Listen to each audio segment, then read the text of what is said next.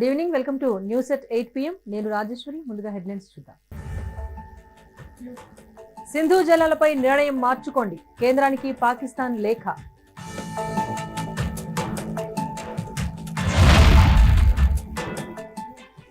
టర్కీకి భారతీయుల మరో షాక్, పర్యటనలు రద్దు చేసుకుంటున్న టూరిస్టులు.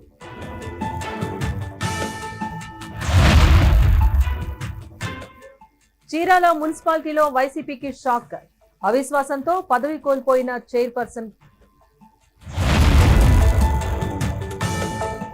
వరంగల్లో మిస్ వరల్డ్ కాంపిటీషన్ సందడి, సాంప్రదాయ దుస్తుల్లో ముద్దుగుమ్మలు.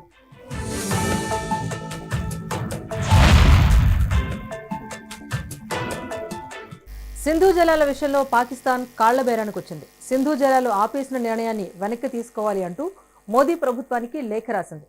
సింధు జలాలు నిలిపివేస్తే తాము దుర్భిక్షాన్ని అనుభవించాల్సి వస్తుంది అని భారత జలశక్తి మంత్రిత్వ శాఖకు పాకిస్తాన్ జలవనరుల శాఖ లేఖ రాసింది.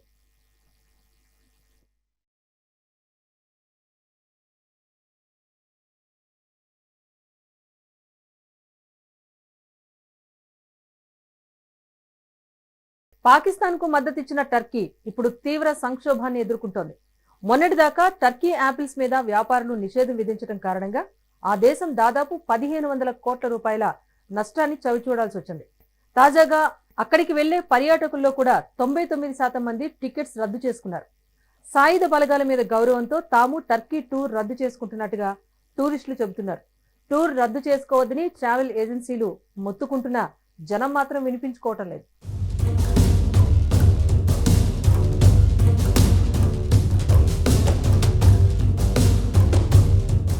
విశాఖపట్నంలో ప్రత్యేకమైన ఆకర్షణీయమైన హ్యాండీక్రాఫ్ట్స్ ఫన్ ఫెయిర్ ఎగ్జిబిషన్ త్వరలో ప్రారంభం కానుంది. అయోధ్య రామ మందిరం యొక్క అద్భుతమైన సెట్తో మన సంస్కృతిని, కళ్లను, ఆధ్యాత్మికతను ఒకే వేదికపైకి తీసుకొచ్చే ఈ ప్రయత్నం విశేషంగా ఆకట్టుకోనుంది. అయోధ్యలోని దివ్యమైన అనుభూతిని పొందే విధంగా ప్రత్యేకమైన ఆకర్షణతో పాటు చేనేత హస్తకళ అద్భుతమైన ప్రదర్శన కూడా ఏర్పాటు చేసేందుకు నిర్వాహకులు సిద్ధం చేస్తున్నారు. దీనికి సంబంధించి మరింత సమాచారం మా ఉత్తరాంధ్ర ఇన్ఛార్జ్ దుర్గా ప్రసాద్ అందిస్తారు. హిందూ ధర్మంలో ప్రధానంగా అత్యంత పవిత్రంగా కొలిచే, అత్యంత పవిత్రంగా చూసే శ్రీరాముని జన్మస్థలమైన అయోధ్య ప్రాంతంలోని ఏదైతే రామ మందిరం నిర్మించారో అదే తరహాలో ప్రత్యేకంగా ఉత్తరాంధ్ర ప్రజల కోసం ఉత్తరప్రదేశ్లో ఏదైతే అత్యంత ప్రతిష్టాత్మకంగా నిర్మించిన అయోధ్య రామ మందిరం తరహాలోనే విశాఖ వేదికగా ఒక భారీ సెట్ నిర్మాణం కాబోతుంది. మన హైందవ ధర్మాన్ని ప్రతి భారతీయుడికి చాటి చెప్పే దిశగా ఉత్తరప్రదేశ్ ప్రభుత్వం ప్రధానమంత్రి నరేంద్ర మోదీ గారి ఆధ్వర్యంలో ఏదైతే ఉత్తరప్రదేశ్లో అయోధ్య రామ మందిరం ప్రతిష్టాత్మకంగా నిర్మించారో ప్రతి ఒక్క హైందవులు కూడా, ప్రతి ఒక్క హిందువు కూడా ఖచ్చితంగా అయోధ్య రామ మందిరాన్ని దర్శిస్తూ వస్తున్నారు. ఖచ్చితంగా బలరాముని కళ్ళారా చూడాలని చెప్పేసి కూడా ప్రత్యేకంగా అయోధ్య రామ మందిరాన్ని వీక్షించేందుకు ఉత్తరప్రదేశ్ వెళ్ళడం కూడా జరుగుతుంది. అయితే ఈ మధ్యకాలంలో యూపీలో జరిగిన కుంభమేళాలో ప్రత్యేక ఒక ఆకర్షణగా నిలిచింది కూడా అదే ప్రాంతంలో అయోధ్య రామ మందిరం తరహాలోనే కుంభమేళా జరిగిన ప్రాంతంలో ప్రత్యేకంగా ఒక ఎగ్జిబిషన్ కూడా ఏర్పాటు చేశారు. అదే తరహాలో ప్రత్యేకంగా ఉత్తరాంధ్ర ప్రజల కోసం ఎవరైతే ఈ ప్రాంతం నుండి అయోధ్య రామ మందిరాన్ని వీక్షించే దూరం ప్రయాణం చేస్తున్న నేపథ్యంలో ప్రత్యేకంగా విశాఖ ప్రజల కోసం, ఉత్తరాంధ్ర ప్రజల కోసం కలకత్తా నుండి సుమారు 250 మంది కళాకారులు అయోధ్య రామ మందిరంలో ఏదైతే అక్కడ నిర్మించారో 3 శిఖరాలు, 5 మండపాలు, అదేవిధంగా 366 స్తంభాలను కలిగి ఉంటుంది. అక్కడ రాజస్థాన్ నుండి తెచ్చిన గులాబీ ఇసుక రాయిని అయితే అక్కడ నిర్మించారు. ఏదైతే అయోధ్య రామ మందిరంలో అక్కడ ఏదైతే నిర్మాణం చేపట్టారో అదే తరహాలో సేమ్ యాజ్ ఇట్ ఈజ్గా 3 శిఖరాలు, 5 భవనాలతో పూర్తి స్థాయిలో అక్కడ నిర్మాణం ఏ విధంగా నిర్మించారో అదే 5 మండపాలు, 3 శిఖరాలతో సేమ్ అయోధ్య రామ మందిరం తరహాలోని ఒక భారీ సెట్ నిర్మాణం కాబోతుంది. విశాఖ వేదికగా పార్కు హోటల్ సమీపంలో ఈ సెట్ నిర్మాణం కాబోతుంది.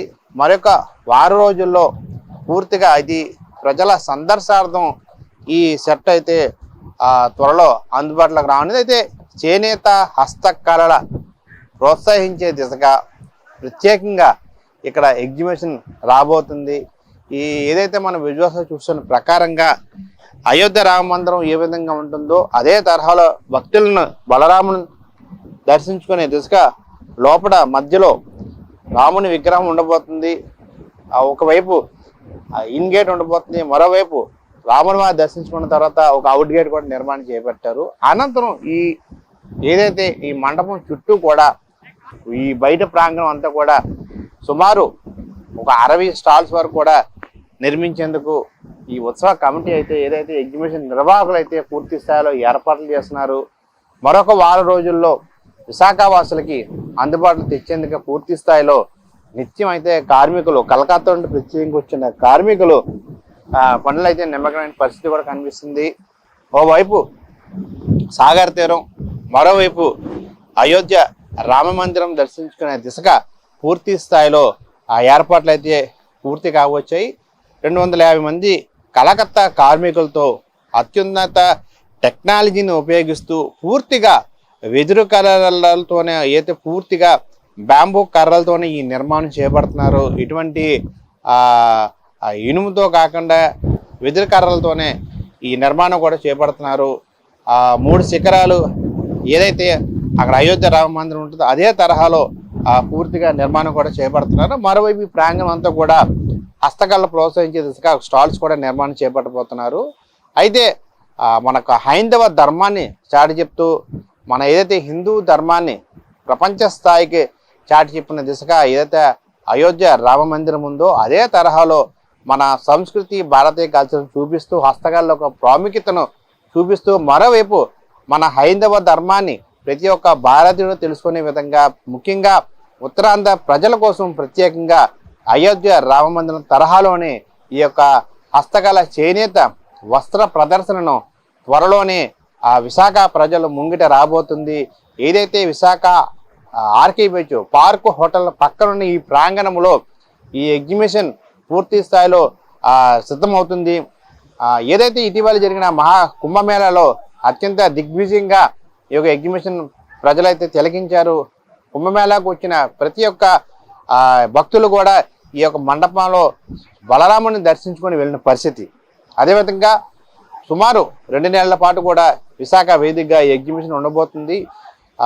యూపీ తరహా తర్వాత ఏదైతే ఉత్తరప్రదేశ్ తర్వాత ఇప్పుడు ఆంధ్రప్రదేశ్లో ఎగ్జిబిషన్ ఉండబోతుంది. మరొక 5 ప్రాంతాల్లో కూడా ఈ ఎగ్జిబిషన్ నిర్వహించేందుకు నిర్వాహకులు కూడా ప్రణాళికలు చేస్తున్నారు. అయితే ప్రథమంగా ఉత్తరాంధ్ర ప్రజల కోసం, తెలుగు ప్రజల కోసం అయోధ్య రామ మందిరం ఏ విధంగా ఉంటుంది, దాని చరిత్ర ఏంటి, అది ఏ విధంగా అక్కడ నిర్మాణం చేపట్టారు, లోపల విగ్రహం ఏ విధంగా ఉంటుంది, బయట వాతావరణం ఏ విధంగా ఉంటుంది, కళ్ళ కట్టినట్టు పూర్తిగా అక్కడ ఏ విధంగా నిర్మాణం చేపట్టారు అదే తరహాలో చూపించే దిశగా ఇక్కడ నిర్వాహకులు కూడా ఏర్పాట్లు చురుగ్గా సాగుతున్నాయి.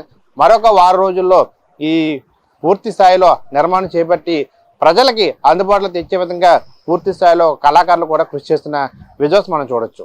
Camera person Ganesh Durga Prasad, mega 9 TV, Visakha నుండి. కాకినాడ జిల్లా పిఠాపురం మండలం ఫక్రుద్దీన్ పాలెం గ్రామంలో పాపిడి దొడ్డి చెరువులో అక్రమంగా మట్టి తవ్వకాలు జరపాలనుకున్న ఇటుకలో బట్టి యజమానులు అడ్డుకున్నారు.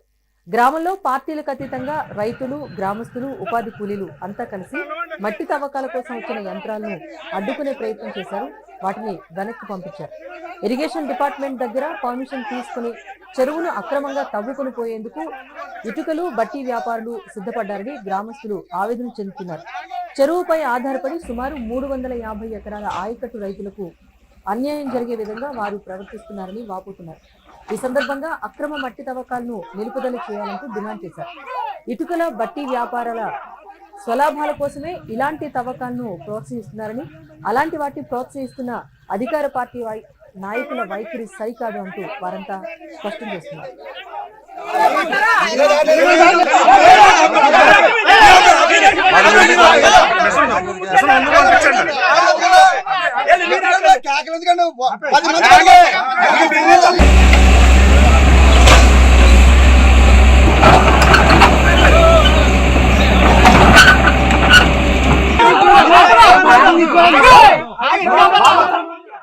తెలంగాణ భవన్లో రేవంత్ రెడ్డిపై ఏనుగుల రాకేష్ రెడ్డి తీవ్ర విమర్శలు చేశారు.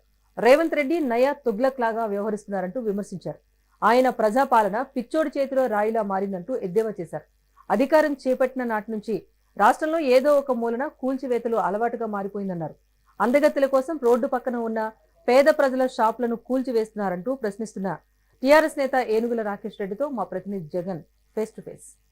రాష్ట్రంలో రేవంత్ రెడ్డి నయా తుగ్లక్ పాలన చేస్తున్నాడు. ఇటు రాష్ట్రం అందాల పోటీలకు సిద్ధమవుతుంటే అటు అమాయకుల షాపుల్ని ఇళ్లను కూలుస్తున్నాడు, ఇటు బుల్డోజర్ పాలన కొనసాగిస్తున్నాడు అని చెప్పేసి బీఆర్ఎస్ పార్టీ నాయకులు ఏనుగుల రాకేష్ రెడ్డి అంటున్నారు. అసలు వరంగల్ ఇటు అందాల పోటీల నేపథ్యంలో వరంగల్లో ఉన్నటువంటి స్ట్రీట్ వెండర్ షాపులను కూల్చినందుకు ఇటు రేవంత్ రెడ్డిపై మండిపడ్డారు రాకేష్ రెడ్డి. ఇప్పుడు ఆయన మనతో పాటు ఉన్నారు. అసలు ఏం జరుగుతుంది వరంగల్లో? ఈ అందాల పోటీలు నిర్వహించడం రాష్ట్రానికి అంత అవసరమా?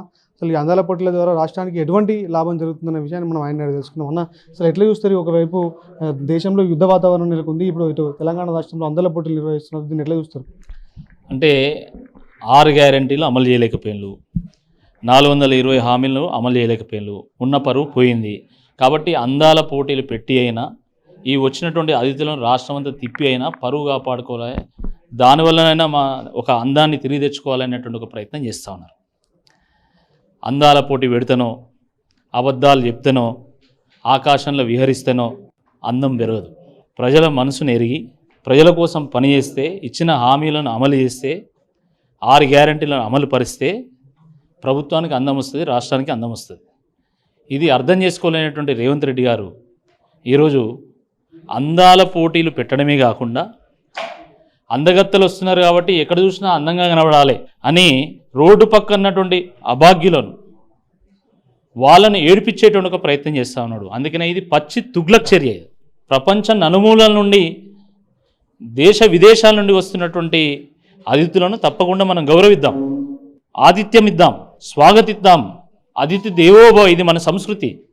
కానీ వాళ్ళు వస్తున్నారు కాబట్టి, అందంగా కనబడాలి కాబట్టి మొత్తం షాపులను కూలుస్తాము, పేద ప్రజల ఇళ్లను కూలుస్తాము అంటే తప్పకుండా బీఆర్ఎస్ పార్టీ దాన్ని తిప్పి కొడుతుందని చెప్పి ఈ సందర్భంగా గుర్తు చేస్తూ ఉన్నాం.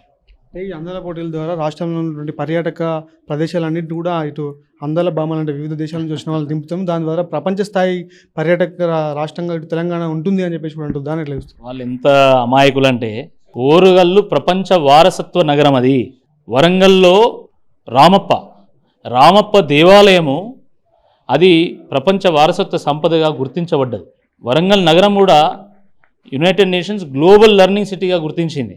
అలాంటి నగరానికి వీళ్ళ వల్ల ఏదో అందం వస్తుంది, గుర్తింపు వస్తుంది అంటే అది అమాయకత్వమే అవుతుంది. కాకతీయుల పాలన ప్రపంచానికి ఆదర్శం అండి. 400 సంవత్సరాల పాటు పరిపాలించినటువంటి రాజులు ఈ భూప్రపంచం మీద లేరు, కేవలం కాకతీయులు మాత్రమే ఉన్నారు. కాబట్టి వీళ్ళ వల్లనే అందం వస్తుంది. మీరు నిజంగా అందాల పోటీ నిర్వహించాలని నిర్వహించుకోండి, దాన్ని తప్పుపట్టడం లేదు. కానీ దాని పేరు మీద పేద ప్రజల బతుకులను కూలుస్తామంటే మాత్రం తప్పకుండా దాన్ని అడ్డుకుంటుంది. అయినా అందాల పోటీలు పెట్టాల్సినటువంటి సమయం అండి ఇది. ఒక దేశంలో ఒకవైపు యుద్ధ వాతావరణం, ఈరోజు ఎయిర్ స్పేస్ను రద్దు చేస్తున్నారు, ఫ్లైట్స్ క్యాన్సిల్ అవుతూ ఉన్నాయి, ఐపీఎల్ పోస్ట్ పోన్ అయింది, హైదరాబాద్ హై అలర్ట్లో ఉంది. అయినా కూడా ఇప్పటికిప్పుడు అందాల పోటీ పెట్టాల్సినటువంటి అవసరమే ఉంది. కొద్దిసేపటి క్రితమే బీజేపీకి సంబంధించిన నేత ఎన్వీఎస్ఎస్ ప్రభాకర్ ఒక కీలకమైనటువంటి వ్యాఖ్యలు చేశారు. ఇటు బీఆర్ఎస్ పార్టీని కూడా కాంగ్రెస్లో విలీనం చేస్తారు, నెక్స్ట్ రేవంత్ స్థానంలో కేసీఆర్ సీఎం అవుతారు అన్న, దాన్ని ఎట్లా చూస్తారు? ఈరోజు నిక్కచ్చిగా కాంగ్రెస్ పార్టీ ప్రభుత్వం మీద పోరాటం చేస్తున్నది బీఆర్ఎస్ పార్టీ, అది అందరూ తెలిసినటువంటి విషయమే. మీరు చూడండి, హెచ్సియు విషయంలో, లగ్జర్ల విషయంలో, లేదా హైడ్రా విషయంలో, మూసీ విషయంలో, ఫ్యూచర్ సిటీ విషయంలో, లేదా ఈరోజు వరంగల్లో నాగర్ కర్నూల్లో జరుగుతున్నటువంటి కూల్చివేతల విషయంలో కాంగ్రెస్ పార్టీ పేద ప్రజల మీద, ఈ రాష్ట్రం మీద చేస్తున్నటువంటి దాడిని కేటీఆర్ గారు ఒక S-400 మిజైల్ లాగా అడ్డుకొని రాష్ట్రాన్ని, ప్రజల భవిష్యత్తును కాపాడేటువంటి ప్రయత్నం చేస్తున్నారు. ఇది వాస్తవం కాదని నేను అడుగుతున్నా. ఈ అన్నిటి విషయంలో బీఆర్ఎస్ ఒత్తిడి మేరకే కాంగ్రెస్ ప్రభుత్వం వెనక్కి తగ్గింది, వాస్తవమా కాదా? అలాంటప్పుడు అసలు కాంగ్రెస్ పార్టీలో బీఆర్ఎస్ పార్టీ మర్జర్ అయ్యేటువంటి ప్రశ్నే తలెత్తదు. ఇలాంటి వాటికి మనం సమాధానం చెప్పడం కూడా సమయం వృధా. సోనియా గాంధీ కూడా మాట ఇచ్చిండు, కేసీఆర్ రాష్ట్రం ఇస్తే విలీనం చేస్తామన్నాడు, దాని ప్రకారం ఇప్పుడు చేస్తారని చెప్పేసి.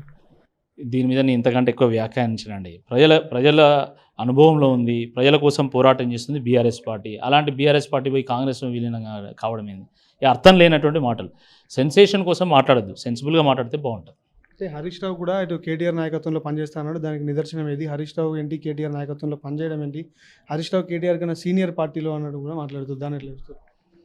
హరీష్ రావు గారే స్వయంగా వారు ప్రెస్ మీట్లో చెప్పారు, కేసీఆర్ గారు మా నాయకుడు ఏ పని చెప్పినా ఆ పని తూచా తప్పకుండా మేము చేసి చూపెడతాం, వారి ఆదేశాలను మేము తూచా తప్పకుండా పాటిస్తామని చెప్పారు. ఇంకా దీని మీద ఇంకో ప్రశ్న అవసరమే లేదు అసలు. అంటే ఒకవేళ కేటీఆర్కు పగ్గాలు అప్పచెప్తే హరీష్ రావుకి పార్టీలో ఉండే పరిస్థితి ఉంటుందా? వేరే పార్టీలోకి వెళ్తారు? బీఆర్ఎస్ పార్టీ అనేది ఒక కుటుంబ పెద్దగా కేసీఆర్ గారు ఏ రకమైనటువంటి ఆదేశాలు ఇచ్చినా నేను ఫాలో అవుతానని చెప్పి హరీష్ రావు గారు మాట్లాడిన తర్వాత అసలు మీకు ప్రశ్నలు ఎందుకు ఉత్పన్నమవుతున్నాయి?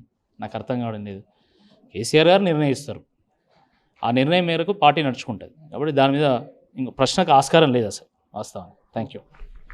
ఇది అంటే బీఆర్ఎస్ పార్టీ ఒక కుటుంబం. బీఆర్ఎస్ పార్టీలో ఉన్నటువంటి నాయకులంతా కూడా కుటుంబ సభ్యులా కలిసి ఇక్కడ కేసీఆర్ నాయకత్వంలోనే పనిచేసేందుకు ఇష్టపడతారు తప్ప ఇటువంటి ప్రచారాలకు ఇక్కడ బీఆర్ఎస్ పార్టీలో తావులేదంటూ అంటున్నారు ఇటు ఏనుగుల రాకేష్ రెడ్డి గారు.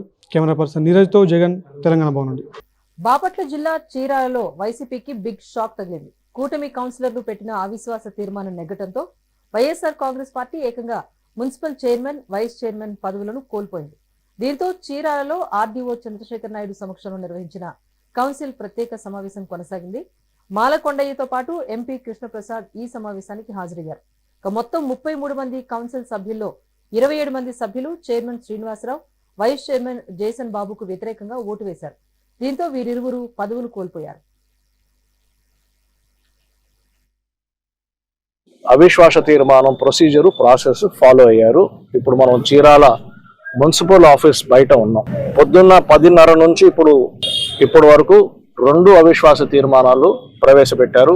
సభ్యులు కౌన్సిలర్స్ కూడా చెప్పడం జరిగింది, లేచి నుంచుని వాళ్ళకి జరిగిన కష్టాలు ఏమిటి, చీరాలకి జరుగుతున్న నష్టాలు ఏమిటి, వీళ్ళిద్దరూ ఉంటాయి అని కూడా చెప్పడం క్లియర్గా చెప్పారు.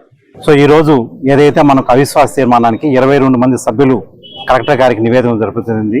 దాని ప్రకారం ఏదైతే నియమ నిబంధనలు ఉంటాయో మున్సిపల్ అడ్మినిస్ట్రేషన్ ప్రకారము 14 క్లియర్ వర్కింగ్ డేస్ను చేసి అన్ని చట్టాలను అన్ని నియమాలను పాటిస్తూ ఈరోజు మనం పూర్తిగా అవిశ్వాస తీర్మానాన్ని సభ్యుల అంగీకారంతో చేపట్టడం జరిగింది. ఇప్పటి వరకు జరిగినటువంటి చైర్మన్ గారు ముందుగా వారి ప్రకారంగా పార్టీలోకి జాయిన్ అవుతూ వారు రిజైన్ చేసి ఉంటే ఇవాళ అవిశ్వాస తీర్మానం అవసరం ఉండేది కాదు. వారు నిక్ ఆఫ్ ది మూమెంట్ మేము వస్తున్నప్పుడు ఇప్పుడే మేము విన్నాం, ఇస్తున్నామని చెప్పేసి ఇవ్వడం జరిగింది. ఏదైనా సరే సరైన టైంలో సరైనటువంటి నిర్ణయం తీసుకోవాల్సినటువంటి అవసరం ఉంది. వారు ఆ నిర్ణయం తీసుకోలేకపోయారు కనుక ఈరోజు అవిశ్వాస తీర్మానం పెట్టడం. దాదాపు 27 మంది కౌన్సిల్ హాల్లో ఉన్నారు. 27 మందికి 27 మంది కూడా ఓటు వేయడం జరిగింది. అవిశ్వాస తీర్మానం ప్రాసెస్ ఫాలో అయ్యారు. ఇప్పుడు మనం చీరాల మున్సిపల్ ఆఫీస్ బయట ఉన్నాం. పొద్దున్న 10:30 నుంచి ఇప్పుడు వరకు 2 అవిశ్వాస తీర్మానాలు ప్రవేశపెట్టారు. సభ్యులు కౌన్సిలర్స్ కూడా చెప్పడం జరిగింది, లేచి నుంచుని వాళ్ళకి జరిగిన కష్టాలు ఏమిటి, చీరాలకి జరుగుతున్న నష్టాలు ఏమిటి, వీళ్ళిద్దరూ ఉంటాయి అని కూడా చెప్పడం క్లియర్గా చెప్పారు. సో ఈరోజు ఏదైతే మనకు అవిశ్వాస తీర్మానానికి 22 మంది సభ్యులు కలెక్టర్ గారికి నివేదన జరుపుతుంది. దాని ప్రకారం ఏదైతే నియమ నిబంధనలు ఉంటాయో మున్సిపల్ అడ్మినిస్ట్రేషన్ ప్రకారము 14 క్లియర్ వర్కింగ్ డేస్ను చేసి అన్ని యువత క్రీడా నైపుణ్యాన్ని పెంచుకుంటూ క్రీడల్లో రాణించి దేశ ఔన్నత్యానికి పాటుపడాలని గుంటూరు జిల్లా ఎస్పీ సతీష్ కుమార్ పేర్కొన్నారు. స్థానిక అరండల్పేట 5/1 వీధిలో ది జెనీర్ స్పోర్ట్స్ షోరూంను ఎస్పీ సతీష్ కుమార్ ప్రారంభించారు. ఈ సందర్భంగా ఆయన మానసిక ఉల్లాసంతో పాటు ఆరోగ్య పరిరక్షణకు క్రీడలు ఎంతగానో దోహదం చేస్తాయన్నారు. షోరూం ఎండీ తోట సురేష్ మాట్లాడుతూ గడిచిన 8 ఏళ్లుగా అంతర్జాతీయ స్థాయిలో ఉపయోగించే స్పోర్ట్స్ బ్రాండ్స్ ను తాము భారతదేశం నలుమూలలా విక్రయాలు జరుపుతున్నట్టుగా తెలిపారు.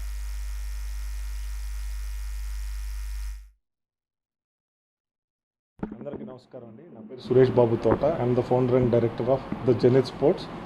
ఈ కంపెనీ మేము 2018లో స్టార్ట్ చేశాము. లాస్ట్ 7 ఇయర్స్ నుంచి మేము హోల్సేల్ అండ్ ఎక్స్పోర్ట్స్ బిజినెస్లో ఉన్నాం. సో ఈ ఇయర్ ఫస్ట్ టైం ఈరోజే మా కొత్త న్యూ రీటైల్ స్టోర్ ప్రారంభించాము. సో మన దగ్గర వచ్చేసి all kinds of sports goods available ఉంటాయి. ఎక్స్క్లూజివ్ మేము క్రికెట్ డీల్ చేస్తాము. మన దగ్గర football, volleyball, basketball, shoes, sports wear, running shoes, skating, table tennis ఇలాంటివే కాకుండా మేము స్పోర్ట్స్ ఇన్ఫ్రాస్ట్రక్చర్లో ఉన్నాము. సో మన గుంటూరు విజయవాడలో ఉన్న అందరి క్రీడాకారులకి అన్ని బ్రాండెడ్ ఎక్విప్మెంట్ మంచి రీజనబుల్ ప్రైస్లో అందించడానికి మేము ప్రయత్నం చేస్తాము. మంచి ఆఫర్స్ కూడా ఉన్నాయి. ఈరోజు స్టోర్ ఓపెన్ చేసిన సందర్భంగా అందరికీ మంచి డిస్కౌంట్స్ ఉన్నాయి. ఈ అవకాశం అందరూ ఉపయోగించుకోవాలని చెప్పి కోరుకుంటున్నాము. మన షోరూమ్ అడ్రస్ వచ్చేసి అరండల్పేట 5/1 అండి, కళ్యాణి యాడ్స్వర్త్ బిల్డింగ్, కమతం మైన్స్. కాకినాడ జిల్లాలో సమీక్ష సమావేశాన్ని నిర్వహించారు. ప్రజా పరిషత్ కార్యాలయం సమావేశ మందిరంలో జాయింట్ కలెక్టర్ రాహుల్ మీనా అధ్యక్షతన ఈ సమావేశం జరిగింది. రాహుల్ సచివాలయ ఉద్యోగుల బదిలీలపై అధికారులతో సమీక్షా సమావేశం నిర్వహించామన్నారు. ఉమ్మడి తూర్పుగోదావరి జిల్లా వ్యాప్తంగా ఉన్న సచివాలయ ఉద్యోగులు కౌన్సిలింగ్ ద్వారా బదిలీలు చేపడతామని తెలిపారు. ఈ కార్యక్రమంలో పంచాయతీ కార్యదర్శులు, అధికారులు తదితరులు పాల్గొన్నారు.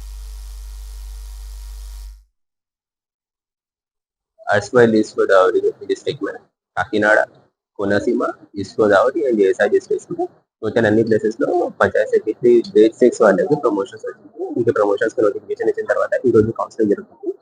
కౌన్సిలింగ్ లో మనం గ్రేడ్ 6 నుంచి 5 కి టోటల్ 260 మెంబర్స్ కి ప్లాన్ చేసినాము. క్లియర్ వేకెన్సీస్ ఇక్కడ ఉన్నాయి. మనం మెరిట్ బేసిస్ లో ఇక్కడ వాళ్ళకి ర్యాంక్ పరంగా ఫస్ట్ ప్రిఫరెన్స్ ఇక్కడ ఉంది, మనం అక్కడ అడ్జస్ట్ చేస్తాము. వరంగల్లో మిస్ వరల్డ్ కాంపిటేటర్స్ సందడి చేశారు. రామప్ప ఆలయంతో పాటు పలు చారిత్రక కట్టడాలను సందర్శించారు. వాటి చరిత్రను అడిగి తెలుసుకున్నారు. ముద్దుగుమ్మలందరూ భారత సాంప్రదాయ దుస్తుల్లో మెరిశారు.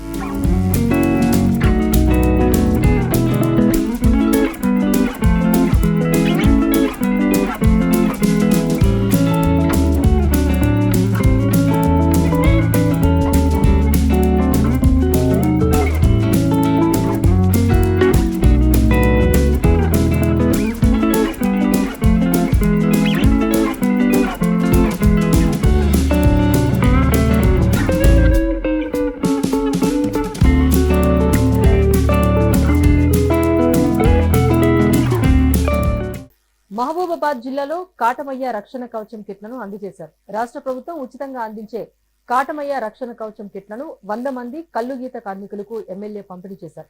ఈ సందర్భంగా ఆయన కల్లుగీత కార్మికుల కుటుంబాలకు కాంగ్రెస్ ప్రభుత్వం అండగా ఉంటుందని భరోసా ఇచ్చారు. ప్రమాదాలు నివారించేందుకే రాష్ట్ర ప్రభుత్వం శాస్త్రీయంగా ప్రత్యేకంగా తయారు చేయించిన కాటమయ్య రక్షణ కవచం కిట్లను అందజేస్తోందన్నారు. మన ప్రభుత్వం కిట్లు పంపిణీ చేస్తున్నా కూడా చాలా మంది గతంలో ఉన్నటువంటి గోకు అదే గోకు సౌకర్యం ఉందని చెప్పి చాలా మంది ఇప్పుడు ఇచ్చినటువంటి కాటమయ్య కిట్లను వాడటం లేదు. ఎందుకంటే అది ఎప్పటి నుంచో వంశపారంపర్యంగా తాతలు కొడుకిచ్చింది, కొడుకేమో తండ్రి ఏమో కొడుకిచ్చి అది వాళ్ళకి సౌకర్యంగా అనిపిస్తాం. కానీ అలవాటు చేసుకుంటూ పోతూ ఉంటే అదే మీకు చాలా ఉపయోగకరంగా ఉంటుంది. ఇప్పుడు మన సైకిల్ నడిపేవాడికి వాస్తవానికి మన బైక్ నడపడం చాలా కష్టం. కానీ మెల్లమెల్లగా నడుపుతూ వస్తుంటే సైకిల్ మీద సౌకర్యం ఎక్కువ, బైక్ మీద ఎక్కువ సౌకర్యం ఉంటుంది. కేవలం మహబూబాబాద్ మండలంలో, అదేవిధంగా గూడూరు మండలంలో పొద్దున 8 గంటలకు రమ్మని చెప్పాను. చూడండి ఎంత అశ్రద్ధ అంటే వారు కళ్ళు గీయడానికి పోయిండ్రు, కానీ వాళ్ళని కాపాడే వెంటిలేటర్ లాంటిది ఇప్పుడు ఇచ్చే కాటమయ్య కిట్ మన ప్రభుత్వం. ఇవి 8 PM news update. Keep watching mega 9.